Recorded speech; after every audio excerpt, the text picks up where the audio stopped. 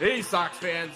Welcome to Good Guys Talk Back, a local fan-centric Chicago White Sox podcast, hosted by Nick Murawski and Hester. Yeah. Hey, welcome back, Sox fans. Some Sox therapy for you here on Sunday night. Welcome to Good Guys Talk Back, episode 293. If you can believe it, I am Nick Murawski. This is a fan-centric Chicago White Sox podcast. We do this every other week in the off-season on our YouTube channel. Subscribe to the Good Guys Talk Back YouTube channel. Like it, all those crazy things. It really helps us out, and we appreciate it. Find the podcast absolutely everywhere. There was a GM meeting. Sox are asking for more money in some interesting ways, and you've got an opportunity to now watch the Sox. Will you pay for it? We'll talk about that and more. My best friend, diehard Sox fan, with me as always, Pat Hester. Hello, sir. Nick, good evening. And you know what? I just realized, since we've been going every other week during the offseason, unless, some breaking news like, I don't know, the White Sox sign Juan Soto or something like that, we're going to stick to that every other week thing. So we won't talk again until after Thanksgiving will have passed. Yeah. So happy Thanksgiving to you and everyone listening. One of our favorite days, you and I. It is. We're not joking around either.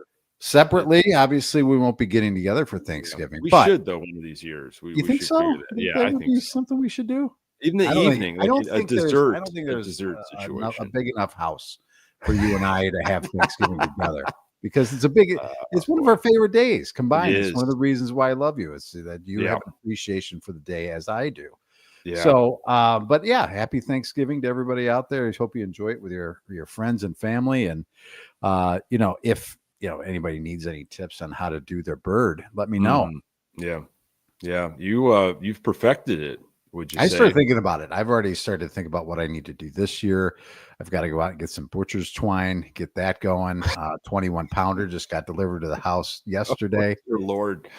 Oh boy. We're ready to rock, baby boy. Yeah. Anytime you need to go out to get butcher twine, something good's probably happening in your life. So I think we should figure out a way where our families can maybe get together for something between dinner and dessert. Free dessert, or maybe a pre-dessert. I didn't realize. So you're trying to see. I've heard of brunch. Yeah. Okay, so that's something. So Nick Murawski, ladies and gentlemen, for those that don't know, even though he's in fantastic shape. Oh, thank you. Running marathons all the time, doing some things to keep himself. In turkey trot. You get one of those. Yeah. You have a sweet tooth like nobody else. You love a volcano chocolate cake. If they put it in front of you, you are a sweet tooth. So you want to implement some sort of pre-dessert to shimmy that in right after dinner. If you ever go to some of these bougie, restaurants in Chicago or Oakbrook, I'm always at those wherever, maybe you're on vacation and there could be like a sorbet after your meal to cleanse the palate to get you ready for possibly a dessert. To get you prepared. Look, but my sweet tooth is very seasonal based too. Like I'm still in all the pumpkin flavors and all that kind of stuff right now. And yes, happy early Thanksgiving to everybody. I am fighting off, the media, because they are cramming Christmas down. Now I get it. Thanksgiving is late. And if I had a voice in Congress, I would try to get a letter to say that the Thanksgiving should be on the third Thursday of November, not the fourth, to give more. I get it, to give everybody more time to shop and spend money and get your Christmas on. But it is what it is. So I'm hanging in there strong with Thanksgiving. But hey, this is the holiday season, Pat, and we're gonna talk a little holidays. I mean, this is kicking it off. The GM meeting started. You've got the winter meetings coming up, and then we all hold our breath for nothing to happen until maybe January or February. So it seems like the hot stove baseball season has turned into. Yeah, maybe I'm wrong. Maybe last year was more interesting, but it seems like the last several years have just been these drawn out, long wait until sometimes even spring training until things kind of really get moving and shaking with players. So, baseball could use excitement and Yes. and I think coming off a really popular World Series would be nice to have some type of because it's not going to be the Chicago White Sox. So No. something in the game that's going to have interest where people, and obviously the Soto thing will be, something that people will keep their eyes on. But, a good off-season hot stove type stuff would be great for the game. Yeah. Want to say hello to Peyton, Sydney, Scott, Trey. It means a ton that you're with us here live during this episode 293. Jump in. Love the comments. Yeah, I wanted to get to that maybe a little bit later in the episode as we kind of talk about, I guess, the direction that the Sox could go in. But, that needs to be more exciting. The Angels they're trying to gobble up absolutely every player that's available right now. It's like, oh, wait a second. That guy's available. Great. Never heard of him, but want that player. We need that player. The Angels are doing some work. And sometimes that happens with teams. It's kind of odd. Like there's a team that just, I don't know, that's their game plan is just, we're not going to sit around. We kind of know where we're at. We're going to go after these kind of players. Let's get all of our business done because we're not going to be, dealing with the big fish.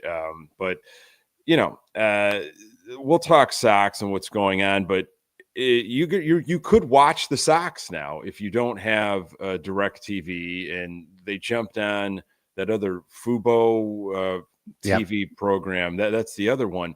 Now there is this app that's created. Have you heard about this, Pat? Where you can purchase the watching experience for one of the three teams, so Blackhawks, Bulls, or White Sox, for I think $19.99, or you can buy them all and mix and match a month.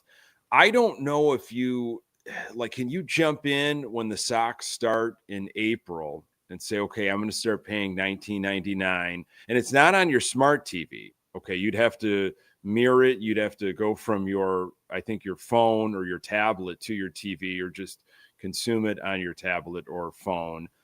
Can you start that in April and just go month to month, or do they lock you in for a whole season? Is it a whole year? I haven't gotten too much into it, Pat, the details, because I know I'm not going to be signing up anytime soon. But what have you heard about this? Well, first of all, I haven't looked into it too much because I don't have any interest in doing it at this point. Yeah, I don't think I'll even have interest in right. doing it once the Sox start. I've kind of married myself to the fact that I'm just going to be listening on the radio if I really want to. Yeah, because okay. I'm sure as hell not going to pay almost $20 a month for a streaming for an app that I can't even get on my television. Right? I mean, I get it. You can mirror it. You can do all the things that you need to do. We just talked before this episode started. I'm not a very tech savvy person. You and I couldn't even really turn on my Wi-Fi, my new computer the other day. So you think some moron like me is going to try and figure out how to mirror my phone I listen. Maybe there's a hotline. Maybe Jerry's working a hotline where you can call. And he's got the old rotary phone, and he's picking it up like a Jerry Lewis he walks you through how to use it. Listen, do you think, you asked the question of could you do it on month to month? Do you think that they would turn down the money? I mean, seriously, do you think they'd go, well, no, you can't have it unless you sign up for at least the season? I mean, I can't imagine people are going to be lining up once the season starts to try and figure out how to get this going on. I could be wrong. There's going to be people that do, but they've botched this. Like I can't believe. And when this was brought to my attention, maybe, I don't know, 2 years ago, somebody had to go, oh, you're going to pay for the Sox to, when they leave NBC Sports Chicago. And I didn't even, I'm like, what are you talking about? And the first thing I said was, no, I'll just listen to it on the radio. I don't have any interest in paying additional dollars. The only thing that I have, and I'm probably not like most people, I only have one, one thing that we stream, and it's Disney Plus. I don't have Netflix. I don't have Apple TV. I don't have all the different subscriptions. Disney Plus is all we have in this house. And then we have Comcast. That is $13.99. And that gives me, every piece of enjoyment I could possibly need. We don't watch a lot of TV. I'm not going to pay $19 a month or $30 a month for all three of the teams for that crap. I'm just not. Yeah. When this got announced a few days ago, I kind of started adding up the amount of streaming services that I have. So I've got YouTube TV, and then when you add on Disney and all these other, Prime, of course, and Netflix and Hulu, it's crazy. I think we need to check ourselves here, because I'm limited on watching experiences as is. And I think some of these I got roped in because there was maybe an NFL game on, or something was on, or a TV show, a series was on. And I'm like, damn, I need to finish this because it's the last season. I better, and I just never cancel it. So maybe if I canceled like the dozen streaming services that I have, maybe then I could justify the $19.99. I'll have fear of missing out on the White Sox once the season starts. I really will. It's a disease. I'm not the only one that has it. There's a lot of people that have it. We're wrestling with that right now. Is you don't miss it because it's not a possibility. Right. They're not even close to spring training. Okay. And I'm not going to be listening to any winter meeting hype shows by Chuck or whoever. I don't care about that because there's nothing going on. So there's no hot stove, let's really break things down of all the things that could happen. Nothing it can happen. So I don't feel like I'm missing out on those shows, but closer to the season, I will. I'll be figuring out how to pay like a moron, but I am comfortable with that. I've come to terms that that's who I am. And, but hopefully they figured out a way that I can get it on my TV. All right. So here's the thing, Nick, because I know, I won't out these people, but I know the people out there that will share passwords and you'll get Netflix or HBO or whatever. People do that. I don't, because I'm a good person. But sure. If you decide to do that, maybe we figure out a way where I could steal it from you, and then I'll go halves on a pie. Yeah, that's what we should do. And I love that you brought it back to dessert. And I appreciate that. Instead of putting money on the 2025 Sox to win the division, like we did, like a couple of goofs, we'll put it towards our streaming, our sharing our monthly stream. There you go. Watch the Sox. You don't want to cross those streams, but we could share that stream. Yeah. I think things are going to, it'll get better. They will. There'll be other ways to figure this out and to watch them. So I'm not, I haven't even, I didn't jump on the antenna situation. I don't even think it would work for me. I've got trees in front of my house, and especially the area that was due east to where the antennas, the satellite is, to where I need to pick up this signal. So I don't even How think do you that know would where the work. signal's coming from? Well, it's coming from Chicago, isn't it?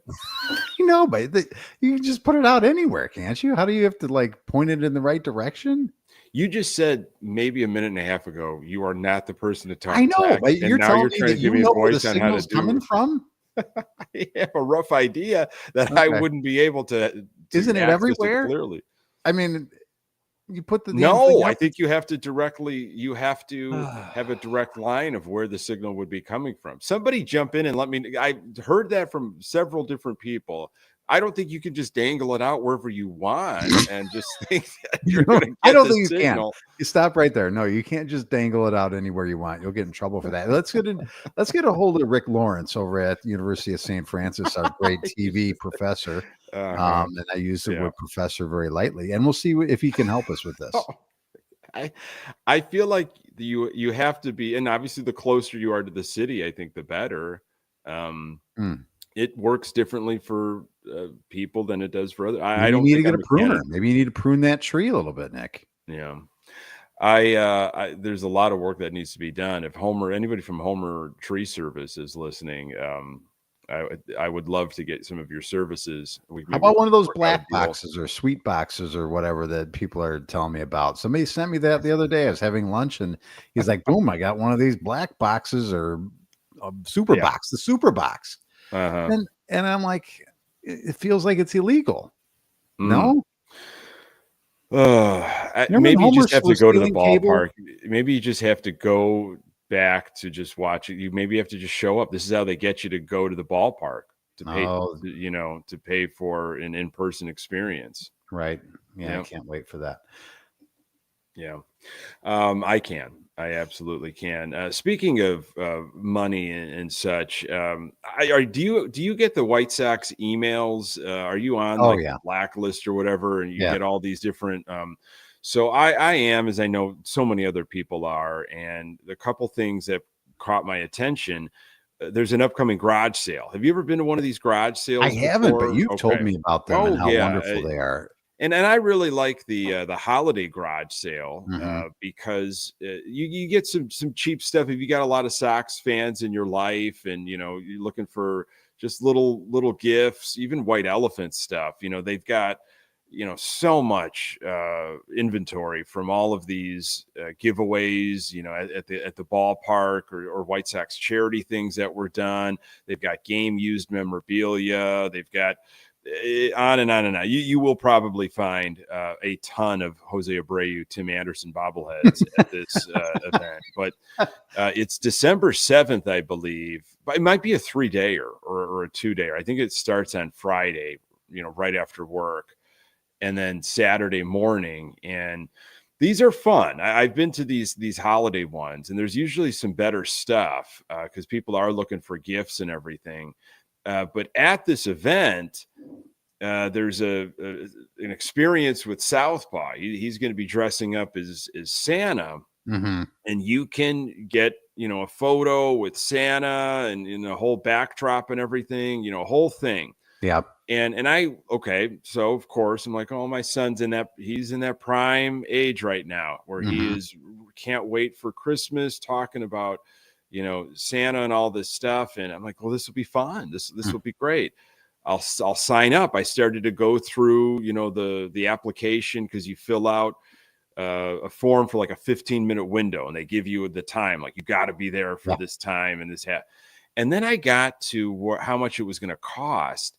And I've never paid, for my son to go see Santa. The other times it's just been like these community things that have been going on. And it's like, there's a Santa here. I've never paid money for my son to go. And I was floored at the cost, but maybe that's par for the course. Have you have any intel on how much this costs, Pat? Because no, how much does it cost to go see Southpaw? Take a guess for a photo for Southpaw dressed as Santa. $25. You're way off. Absolutely way off. Too high? Way too low. Ridiculously. Are you serious? I'm dead serious. If I read $100, over $100, over $100, no, never, not happening. If I read this correct, Southpaw is prostituting himself out or herself out as Santa Claus. That is the worst thing I've ever heard in my life.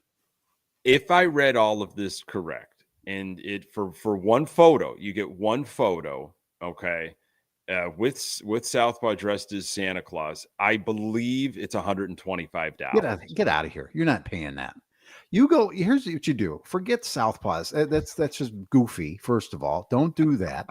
Go to the Bass Pro Shop. You do the same thing. You get your time. You go there. Fantastic Santa. You don't have to worry about a thing. You look at the fish in the tank. You get a little popcorn and hot chocolate. Boom, out of there. Happy holidays. How much does that cost for nothing? Bass Pro?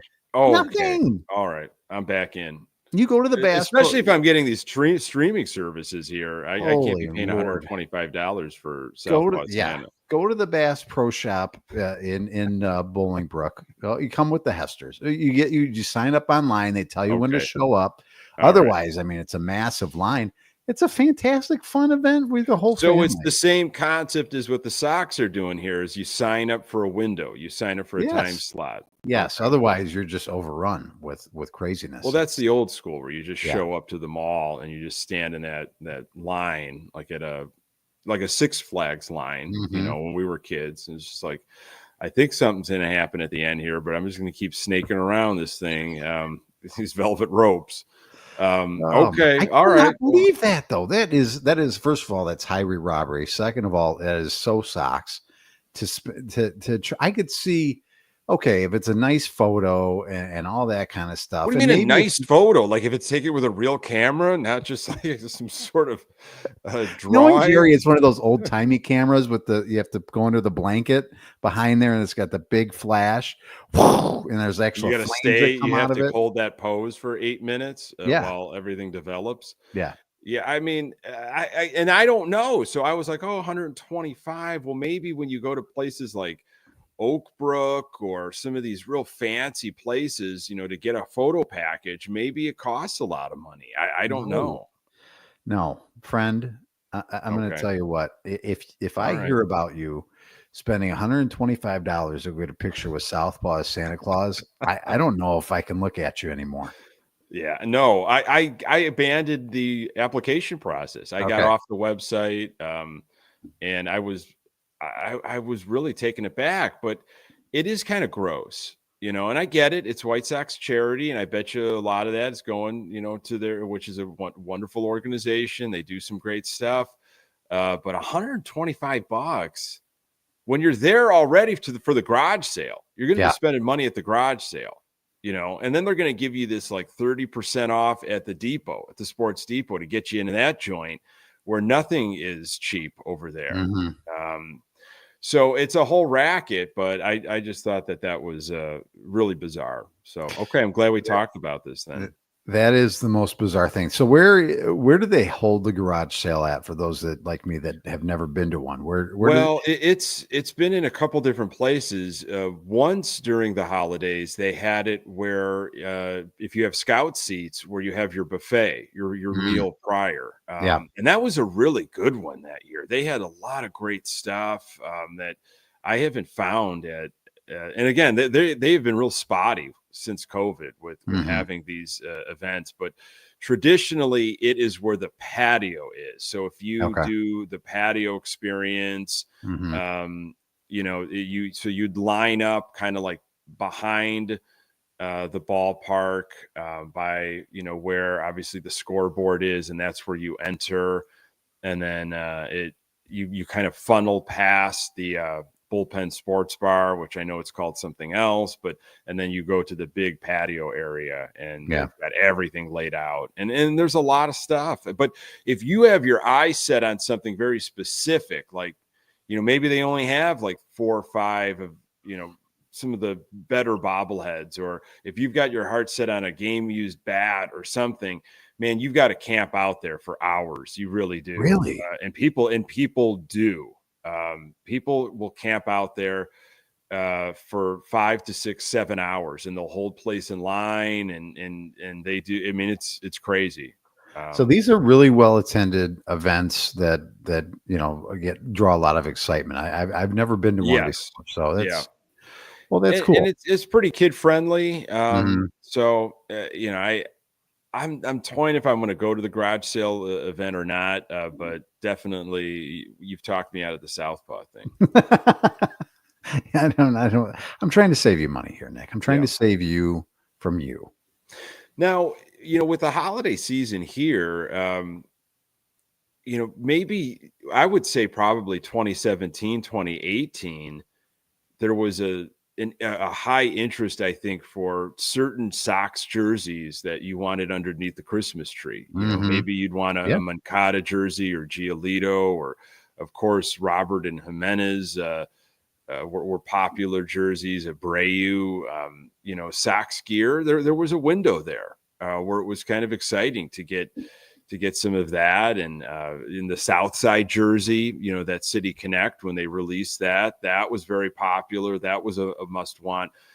I'll be honest, man, I'm not, and again, I living like right next to Grandstand for many, many years.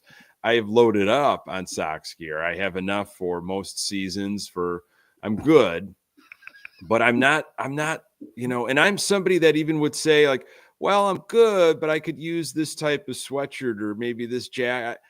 I'm not that into any more Sox gear right now for the holidays. Really? I'm telling you, there's something going on here. Something's happening. I first of all take your temperature. Second of all, I feel like I'm the opposite.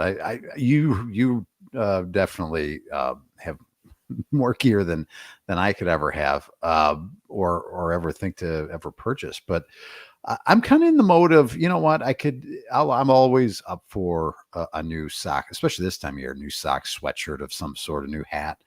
But I won't do anything player wise for a long, long time. There's no need to or reason to, right? There's nobody really that you want to say, this is who I'm going to plant my flag with in terms of being a fan of, because one, even if you did, let's say it's Crochet.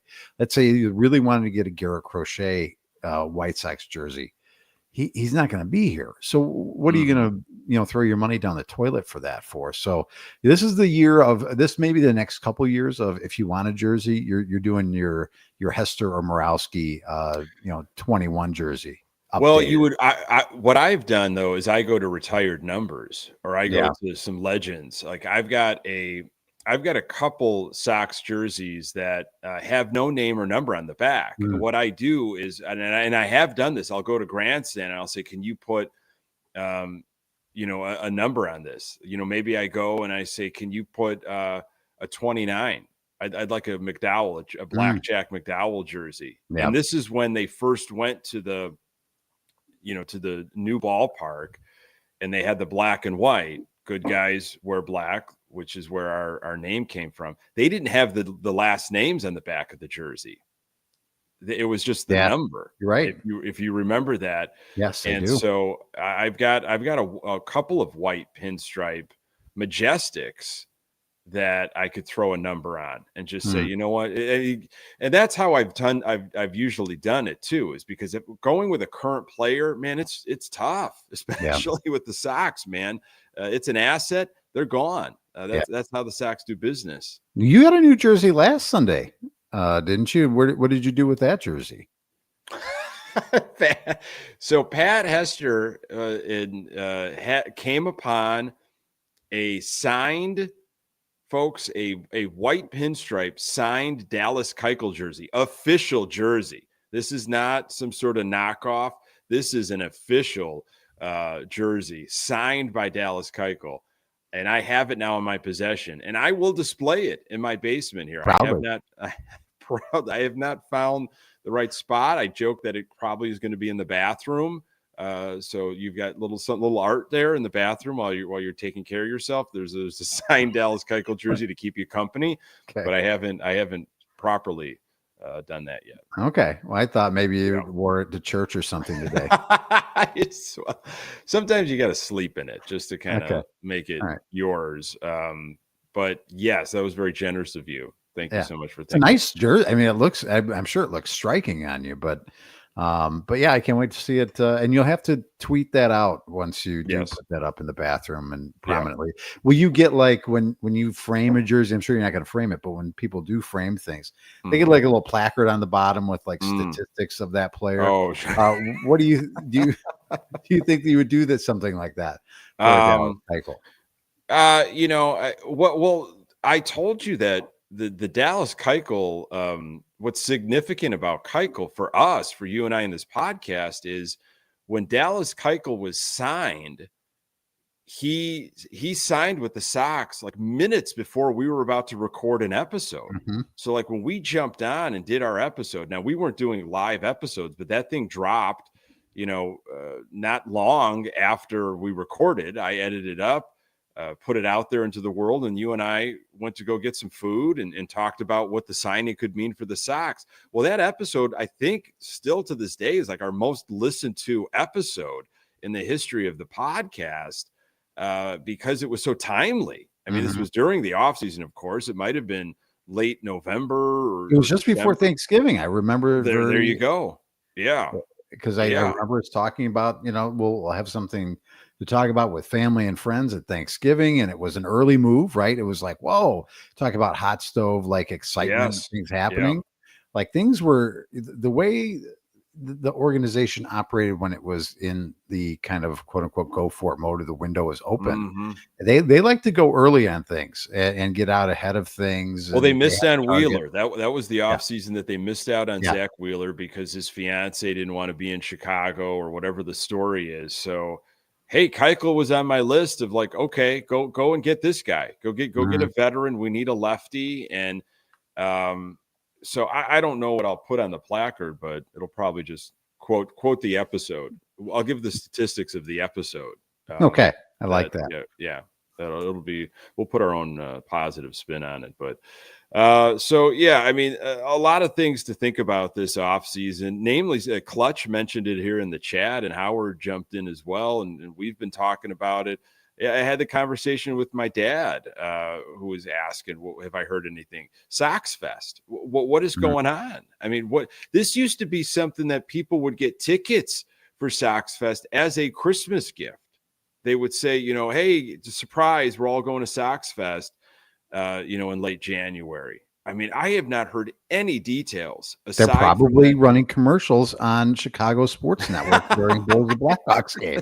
Probably why I'm missing it. Why haven't I heard anything? That's We've been running the commercials. Yeah. No, it's usually blasted out and there's hype. And the only thing I heard was it's going to be like a nod to the 05 team with kind of a look to the future or whatever, and or celebrating the past, right? They're celebrating their 125th anniversary. So it's a lot to cover in 2 days. And we don't even know where it's going to be or any of the other details. So I find it to be very strange. Well, I think it is strange. And I think it's leading towards probably not happening, because you'd think that at this point it's November and usually it's in February. Plans have got to be put together, I would think, by now. The hotel already in years past when they've actually had it. Now it hasn't happened in several years, well in advance, so you could book your room and get the whole weekend set up. It's very odd. And maybe it's not at a hotel. And they weren't planning on doing a third day, correct? It was just going to be a Friday, Saturday deal. Well, yeah. Sydney jumped in and said in the chat, January 24th and 25th. And Howard echoed that 2-day plan as well. And I heard that too. They're shaving off a day. And usually if you bought the weekend package, there was this special bobblehead that came with it. If you booked a hotel and, got the 3-day thing and there were perks and little, hey, they are a fun way to rub shoulders with like-minded people in the dead of winter. It can be very fun. So I want to go. You and I are going. If we could just get some damn details on this, it would be nice. Peyton's comment there just makes me chuckle. God, I hope I get to meet a Ron Kittle and a Harold Baines. That's fantastic. Maybe Sox legend Jim Thome will be. The legend. He missed out on the 2005 season, but I mean, he might as well just lump him in with that championship. Yeah. You will definitely see Ron Kittle and you will see Harold Baines. But one year, this might have been 06 or 07, but Bill Melton was there walking around because he was still very involved in the organization. He was doing pre and post. And my dad got to meet Bill Melton Bill Melton was was an idol of my father's when he was growing up, and Bill Melton with the White Sox back in the 70s. And that was a cool moment to see my dad kind of starstruck, I guess, over an athlete. And so those are those moments where, the generational thing. And I would love to go with my son, and I would love for my father to go. How cool that would be? 3 generations going to Sox Fest. Again, the team is the organization, the team, there's just so much bad, but you kind of look past it in those moments and like, this is our team though. Okay. This is our, like, what has made us who we are for many, many years. And so you go and celebrate it. I hope it still happens. I really You got do. a chance to aside from that, meet Bill Melton prior, right? When you were doing. Well, see, I did when I worked at Fox Sportsnet the year before it turned into Comcast Sportsnet.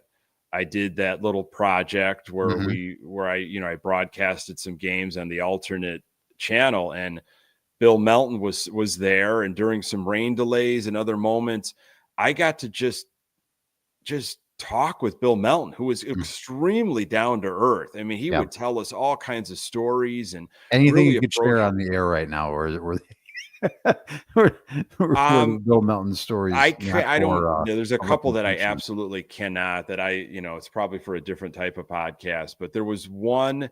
He has got this like almost this trick, like pinky finger that he held up and he bent it and it went 90 degrees. And he told us the story just of how he completely damaged it. He was sliding headfirst into third base and completely just jammed his finger. It went sideways. He never really got it properly. He'd have been missing time. So he just kind of grinned and bared it. And now he's got his finger that is pretty much rubber that goes 90 degrees if he wants it to. I think I would have loved to see Bill Melton with the sliding mitt on taken. That would have been great. Can you imagine? No, he was really great to just talk about what it was like playing years ago, and how everybody had, off-season jobs because no one was making even close to the type of money that they're making. But so I saw him, it was only like maybe a year since I did that project. And I saw him walking around the fest and he remembered me, and I was able to make that introduction from Bill Melton to my dad. And it was that was a cool moment. That's awesome. And he dated I Dream of Jeannie, right? Bill Melton? Yeah. No, I didn't know that. You didn't know that? I think he did. I'm sure Howard will tell me. Howard, find out for me which actress did, of probably many, did Bill Melton date at the time? Yeah, well, he was the home run king, man. He was something when he came to town. But yeah, so stuff like that. That's why I think sure, it could be a money grab. I get all that, but there is a place for it. To be able to celebrate your fandom and the history. And even though things are horrible right now, I hope it comes back. So the general manager meetings have come and gone. This is what our fearless leader, Chris Getz, has to say on player acquisition talks. It's tough to tell the pace. These GM meetings can be productive, laying the groundwork for future off-season moves, both with free agents and trades. We're not near anything. These are just preliminary conversations. Thank you, Chris Getz. He's not near anything. That's good. I like how I wonder how, if he does, Chris evolves as a GM this year, not in terms of the moves he makes, because that would be great if you could get better at that, but just in the way he does speak to the media, because I think he's done and said a couple things that maybe he'd like to have back. I thought we could certainly lose 110 games, but certainly not over 120 games. And just some of the things that he's said that you kind of go, I don't know that if that's something you say when a microphone is on. And I just Yeah. I don't know Yeah. where this is going. And Well, he's learning. I mean, this is yeah, all that's like what I'm not saying. I'm like, only I wonder how he'll evolve, whether for the best or for not this year, year 1 to year 2 in this role. yeah. Yeah. The winter meetings, December 8th through the 11th in Dallas. And so that's coming up, and that's when we have traditionally, we could improve this way, or there's a couple guys here. Obviously, the Sox pick from a certain pool. They've self-limited to how they go about business. But really, it's the who's going to get Garrett Crochet, and this is what happened last year with Dylan Cease. We were wondering what's going to happen with Dylan Cease. Is he going to be dealt? Are they going to hold on to him and deal him at the deadline? Everything I've heard is Crochet's gone. They are actively trying to get rid of Garrett Crochet, and it's such a sad situation. I completely understand it. This is what they have to do. They're not going to pay money to get better. They're not going to throw money at the problem. They've got an asset. It's a celebrated asset right now. I mean, Garrett Crochet named American League Comeback Player of the Year just this past week. He only 25 years old, 6-12 with a 3.58 ERA and 209 strikeouts and 32 starts and 146 innings in 2024. I mean, blew all of his previous numbers completely out of the water. Nobody thought that he was actually going to be a starter in 2024, let alone the opening day starter, and be as durable and productive that he was. And among pitchers with at least 140 innings, Crochet led the AL in strikeouts with 12.88 per 9 innings, and was second in strikeout to walk ratio, 6.33. So as I joked on social media this past week, well, I put another prospect on the pile. Well, whatever that group is of players that nobody knows who they're getting back, and we might not ever know if they actually can play at the major league level. Just throw another one on there after this award, and we'll chop it up. It's sad to me. I really wanted them to invest in pitching, homegrown talent, somebody like Crochet, but maybe we don't know enough. Pat, do you feel confident after Crochet's 2024 that this is who he is, or do you think that there's still more to figure out for Crochet?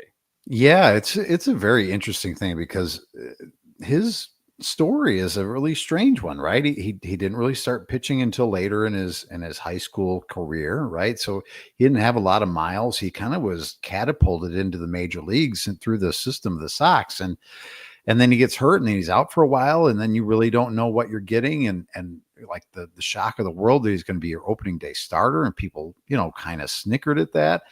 And then all year, you and I and others were wondering, well, when is he going to hit the wall? When is he going to, he's never pitched. He's going to get to the point where he's never pitched this many innings before. And he seemed to kind of navigate his way through that and still pitch strong from start to finish for the most part. I don't know if if you had to really shake me down and say, Pat, would you put money on Garrett Crochet to repeat his performance or be close to his performance last year? I'd have to probably say no. I still don't know if what we have is what you saw this year was more of a mirage than what reality will be. And I guess if I'm a shrewd general manager, I'd say I'm going to bank on the fact that that maybe we saw the best of what we can get out of him and we better cash in now. The other side of me says, you need to, the fastest way to get back to relevance probably, or, go from, the worst team of all time to at least terrible, is to improve your pitching staff, and you have an ace right now. So can you find a way to build around that? You probably don't have enough right now. It'll be too slow of a burn. And by the time you get enough players here, he'll be past his prime. So I guess the smart thing to do is kind of cash in right when it's available. And again, I don't have a lot of confidence that what we saw is what we will continue to see. Yeah, do you wait till the middle of the season? Do you try to squeeze as much as you possibly can out of this? Does Getz even know what he's doing? Does he know what kind of deal he can possibly get, or is he going to get taken for one by a more experienced organization? A lot of people will say that that's what happened with the Cease deal. Not very happy with what we got from the Padres. I haven't been impressed with some of the deals that Getz has been able to do, and it's maybe he's just a little shy about that. A little afraid. This is a biggie. You can't mess this one up. And unfortunately, I don't think the Sox do anything with guys like Crochet and Robert Jr. They're just sitting around. I don't think you're going to get anywhere close to what you think you're going to get for Robert Jr. But I think he'll still be shopped. I don't think he goes. I think that's maybe like a mid-season trade deadline type of thing. But Crochet, I'm pretty it just feels like it's happening. Like he is not going to pitch an inning for the Sox in 2025. Whether it goes the distance like the Cease thing, I don't know. And of course, how does the rest of the market shape up? How are guys teams spending? What other arms are available? How aggressive are certain teams? And do they have to then fall back on maybe lesser choices? But I would think that Garrett Crochet is up there. You also have to have that team to dance with that has what you need coming back. And the Sox need bats. They need like major league ready bats. They need offense. But going back to the Crochet thing again, then when, if ever, will there be a moment where the Sox truly invest here in this, newest version of the rebuild? Is it Schultz? Is it Hagen Smith? I mean, is it an arm that is yet to even be drafted, that down the line that's going to be the person? Will they ever do that under Jerry's rule? What do you think? It hasn't happened since John Danks. Why would things change? There's no reason to believe that they would invest big dollars in any kind of pitcher. Now, it would behoove them to do their homegrown guys. I could see if you had like a stance against, I'm not going to go on the open market and pay for like a Garrett Cole, what he got paid. I don't know what it is, but a lot of money to be a New York Yankee. Mm-hmm. But I would like to be known as an organization that rewards my own, right? I'd like to be an organization that thinks that's like, I'm going to grow enough of this talent.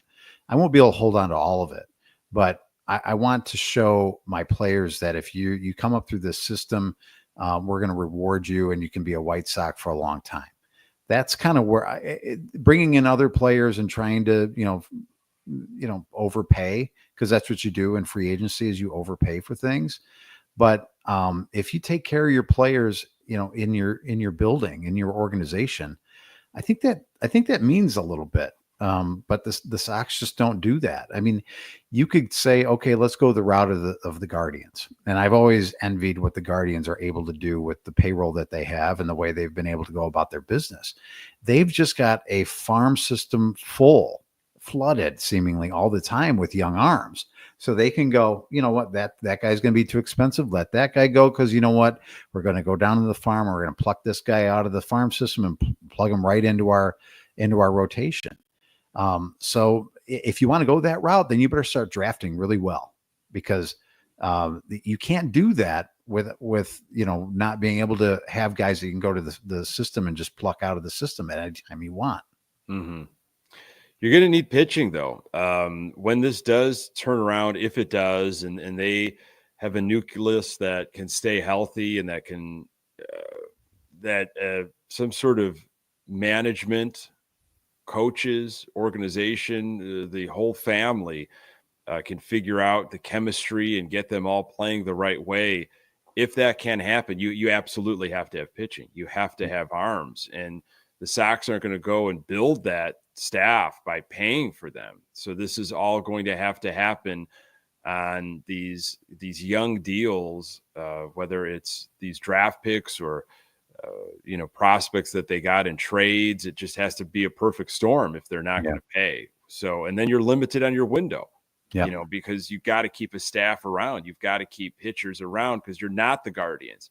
You can't just plug and chug. You're not a machine. You don't know how to do that. And maybe, their farm system, I think, is getting better depending on who you talk to, but it's always, well, what value is that person that you're talking to? What's their track record? How do they view talent? It's an interesting process. It's very subjective. It's not an exact science, of course. So I respect the people that do it, that follow these young players all over the country and in the different leagues that they're in and where they go during the off season and all the grades that they put out. But, I'll wait. I'll wait, if you don't mind, until they're doing it at the big league level. Right. And then I'll get excited and go to grandstand to get the jersey. But as I mentioned, we need bats. We absolutely need bats. I hope there's some bats that come back in any type of Crochet or Robert Jr. Deal. And there's a new director of hitting, Pat. I don't know if you've heard about this situation.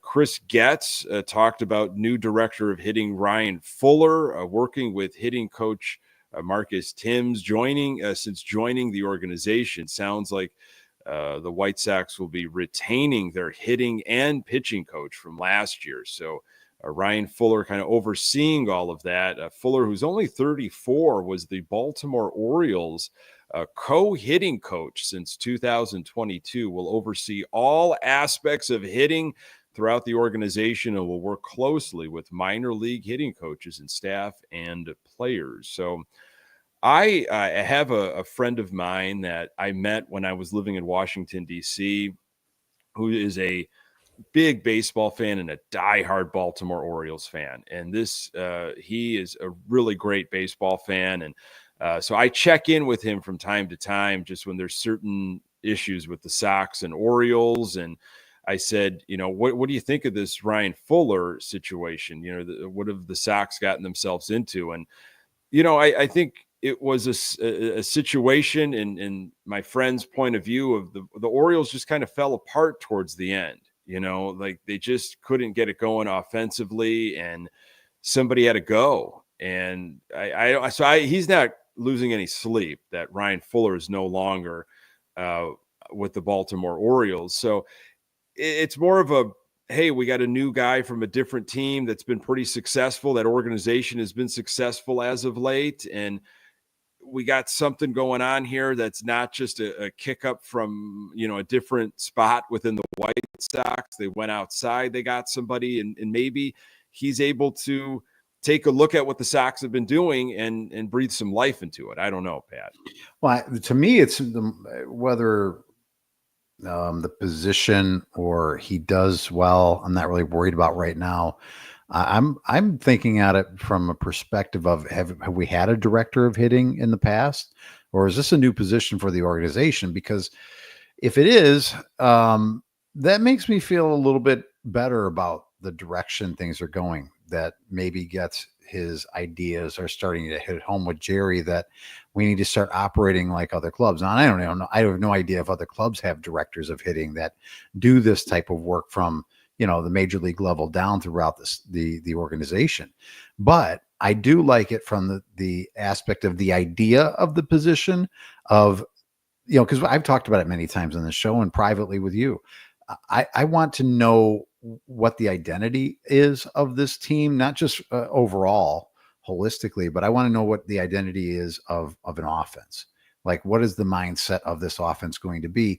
And if it can be done from top to bottom of the organization and taught the same way and developed the same way through, that would be a step in the right direction for me, because I think that has been something that's lacking, this consistent, cohesive, quote unquote, system or way that other teams that are successful have. The Yankees way, the Braves way, the Cardinals way.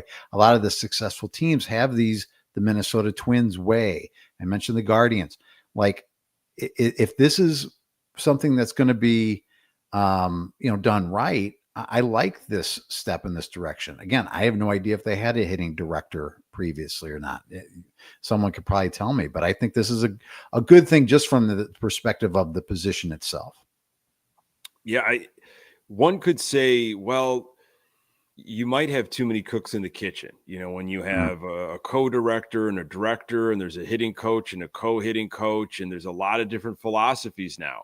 There's a lot of different thought process depending on what the background of these certain coaches are, what type of players they were, depending on what level that they played, and what the organization and the ball club at that time wants to do. Okay. What they're gearing up for, and also what tools they have to actually achieve it. So there's a lot of different, behind the scenes stuff, a lot of things that have to fall in line. And I think that's what I guess that falls on Chris Getz, to make sure that all of these directors and these coaches and the manager and everything, we are all speaking the same language all the way down through the farm system. That I would love that if we can get to that. And I don't, how many coaches you need to do this or directors you need to do this, but there's just a White Sox way, a language, the same language that's being talked about, that this is our philosophy. And we know how to achieve the philosophy with whatever talent that we get. But we also have an eye for what talent will work with our philosophy and our system. And we can identify that. And then, we can turn that around to make that worthwhile for us at the big league level. Those are a lot of hopes and wishes. That just is not what I've seen with the White Sox. Is they can say all of this stuff, but at the end of the day, I don't know if they know how to put it in place. I don't know if they have the manpower to do it. And then I don't know if they have the players to do it. So there's a lot of things that cool, like Ryan Fuller's now part of the White Sox, but okay, how is he going to be able to achieve his philosophy? Will the organization, what will they do to help him do that? Yeah.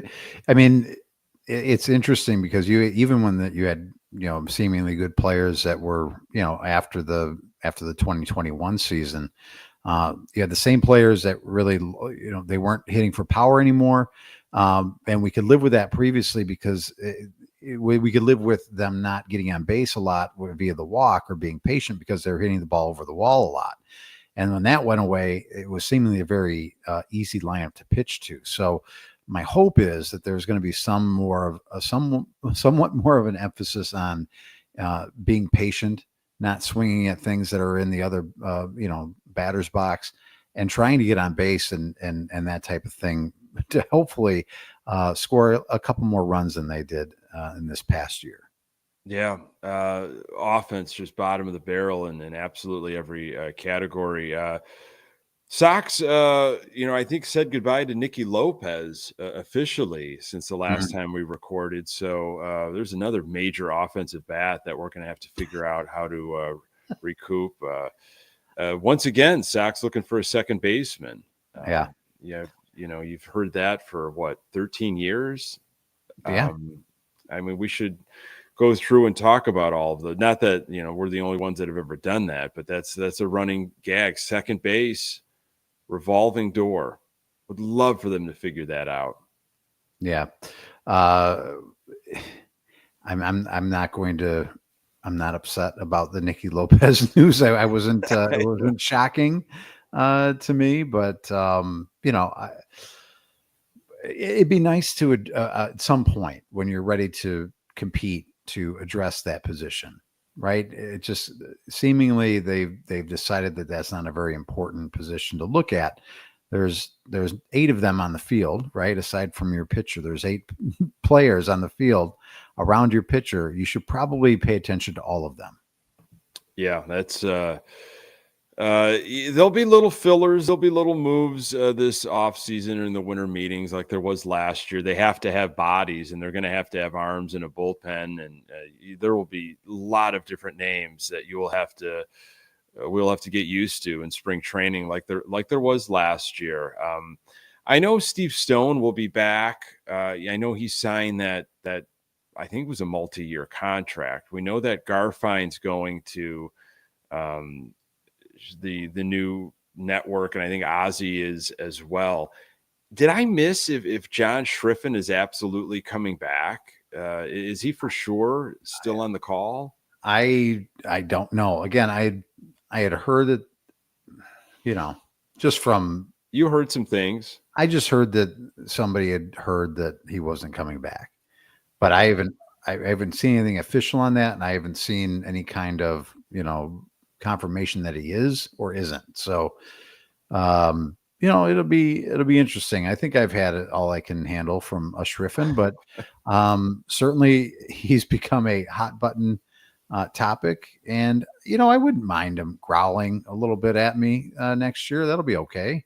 I won't be watching anyway. You won't be watching it. No. Yeah. Well, I mean, if you're going to make a change when it comes to this new network and everything, you got an opportunity to make a fresh start. I know you don't have Netflix, and even if you had Netflix, you weren't really going to be able to do it. They had so many just streaming issues. It was crazy. I tried to watch the Tyson fight on Friday, and here I am, just an idiot that I go on 7 o'clock. I'm like, oh, they said the fight's starting at 7 o'clock, and there's like 13 undercard matches going on.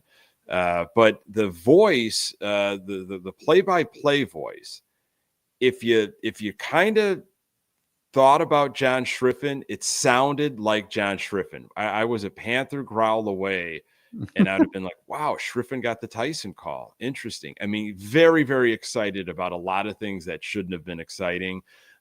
Just trying everything that he could to make these undercard matches, people to hang in there. Waiting for this Tyson situation, but I didn't even get to all of it because I was buffering. I couldn't even get to the Tyson fight. It was a bizarre situation. And I feel like that's what the Sox streaming service would be like. You'd be just buffering hell. Yeah, that's on par. That's pretty much. I'm waiting. I'm not paying anything for apps or for Southpaw Santas right now. I'm just gonna wait for a little bit, see how that goes. But we got a quote of the week I'll get to in just a moment here. I want to thank everybody for staying with us here on Sunday night. Love the comments, love the chatter. It means a ton. Keep passing this podcast along. We're going to be coming up on a couple anniversaries. We'll be hitting episode 300 this off season, I believe. I mean, that's pretty crazy. That's true. You don't have to 300 episodes, Pat, for a weekly and sometimes bi-weekly podcast that has received very little, if any, sponsorship. We've had a little bit of help, a little bit during our run, but I mean, this is not a for-profit podcast, that's for sure. This is for the love of doing this and because of our just friendship, because we love each other and we have a passion. And so 300 is knocking on the door, and we'll kick off a brand new season of Good Guys Talk Back once the winter meetings start. That is the anniversary date. That would be great. I was just assuming that you were holding my checks back, but I guess I'll just stop waiting for those to come in. No. Didn't realize we were non-for-profit, but that's okay. you got a shirt, and you got like a Yeti, right? And maybe some stickers. Yes. So do you think we could charge to dress up like Santa and take pictures with people? That's a heck of an idea. I think it is. If there's a way we could figure this out in a short amount of time, we should do that. I mean, we've got plenty of time. I mean, I'm sure you can get access to a small Santa suit pretty quickly. Oh, I can have connections. I can figure out that. That's no problem. It's just the location. Just kind of like in the back of Joliet Mall, just somewhere kind of like. Why does it have to be at the back of the mall? Yeah, like in an alley somewhere. Yeah, okay. Somewhere where everyone takes their smoke breaks and just hating their lives during the holiday season. Just I'll be back here just stewing for a little while. Oh, there's a couple of just knuckleheads dressed as Santa charging people $8 to take a picture with them. I mean, if we can pay for a StreamYard for next year through our Santa pictures, I mean, that would be something right there. That would be something. That's something to think about. I'll get on that as I do with all your creative projects that you throw my way. There's an idea, man, Nick. Yeah. You're an executor. Shoot for the moon. Mhm. So yeah, we are live on Sundays every other week in the off season, during the week, every week.